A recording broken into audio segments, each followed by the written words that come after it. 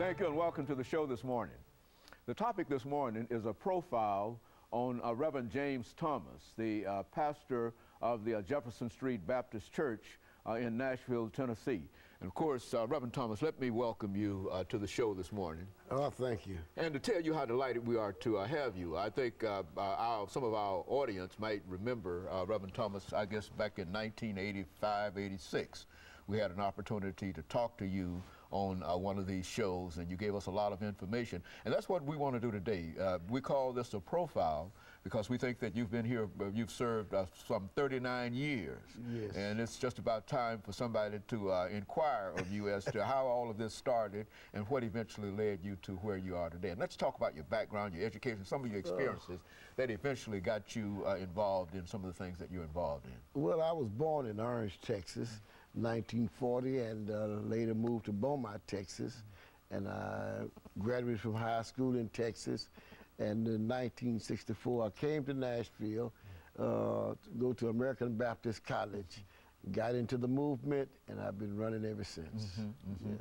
And so you've been really involved in it ever since. And you've been real concerned, Reverend Thomas, in reference to the least of these. You've really had a career in Nashville, Tennessee. And how did that become? Well, I've had good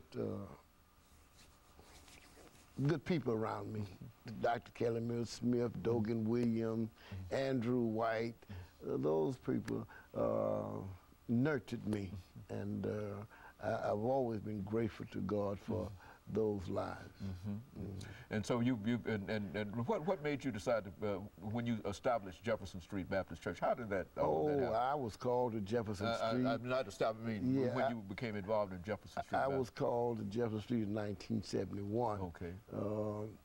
They were without a pastor, and they wanted somebody that couldn't preach well, so they called me.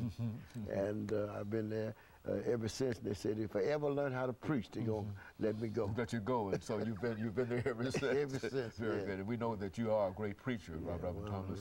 We hear you almost every Sunday on the radio and all around town, and people talk about some of your sermons. And so so sometimes you try to diminish your own significance in terms of what has happened. But you've been involved in a lot of things, and I can personally witness to that because I've been there. You know, I've watched it too. You see, and I don't think your hair is any more gray than my hair. You see, so yes, and we understand that. But you know, Reverend Thomas, you've mentioned some of the individuals, and I think we've seen over the last many years individuals like Reverend Kelly Miller Smith and Dogan Williams, who passed quite recently, and Andrew White. Why don't you make some statements in reference to how you saw and how you met Reverend Kelly Miller Smith? Well, Kelly Miller Smith, I looked at Dr. Kelly Miller Smith as one of the prince of preachers in Tennessee at that time. I don't think we had a better preacher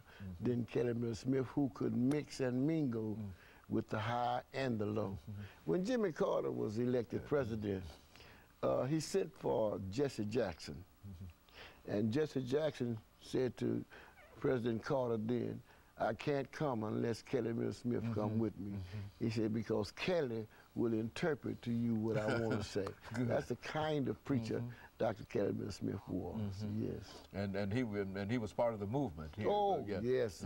He was the movement. In fact, at that time, when we wanted some light, we had to look to First Baptist Capitol Hill. That's where everything took place. It's First Baptist Capitol Hill, and we waited for Dr. Smith's directions.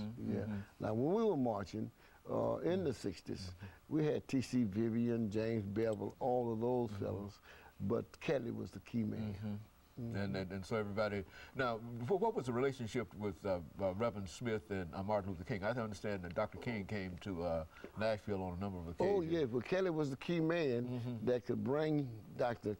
King in. I remember Dr. King coming over to Tennessee State, and during that time we would go to beer giants, we'd go to grocery stores, cafes, and raise money, and put that money in a bottle, and then when Dr. King got here, we brought all that money to Dr. King, to the school, to the SU, and I was a cocky freshman then.